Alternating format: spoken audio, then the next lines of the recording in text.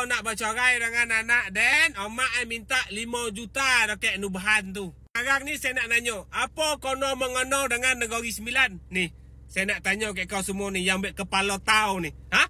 Apa kono mengono dengan Negeri Sembilan? Siap ngabarkan yang tahu-tahulah, yang faham-faham lah. Apa pasal? Lepas tu ada yang pelekeh kan ngabar apa? Ini ada masalah kalau kahwin dengan orang Negeri Sembilan. Semua roto nak bagi ke orang perempuan. Kau jangan nak buruk Negeri Sembilan saya. Dan lagu orang kepala kau semua orang. Bukan apa, adat pepatih lain. Harta sepencarian lain. Kau kena faham tu. Saya tak nak bercerita pasal Nubahan ni. Tapi kau dah potik orang Negeri Sembilan ni. Ada nak beritahu kau ni.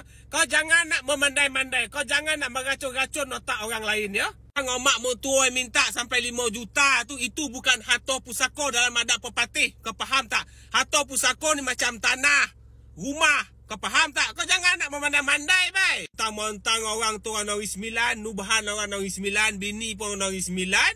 Kau nak berkait-kait dengan adat pepatih pemasalah. Kalau orang lain tu duduk Terengganu, kau tak petikai pun pasal adat Temenggung. Apa pasal bila bondo berlaku dalam Negeri Sembilan, dalam kain pun kau nak cerita apa masalah.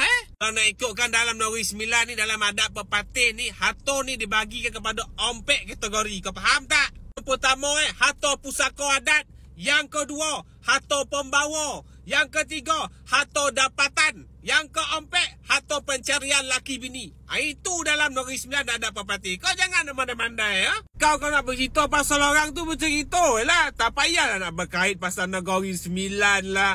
Adat pepatih lah. Ingat apa? Oh, ini sebenarnya sengkek benar kau. Apa saya ni tak berpandai benar pasal adat Negeri Sembilan. Tapi saya tahu yo sikit pasal adat Negeri Sembilan ni. Kau jangan nak mempelekehan negeri Dan. Kau faham tak? Wah, kau ingat apa? Orang Sembilan tak ada tolu. Kau seorang yang ada tolu. Boh cerita pasal orang. Jaga rumah tangga masing-masing sudah.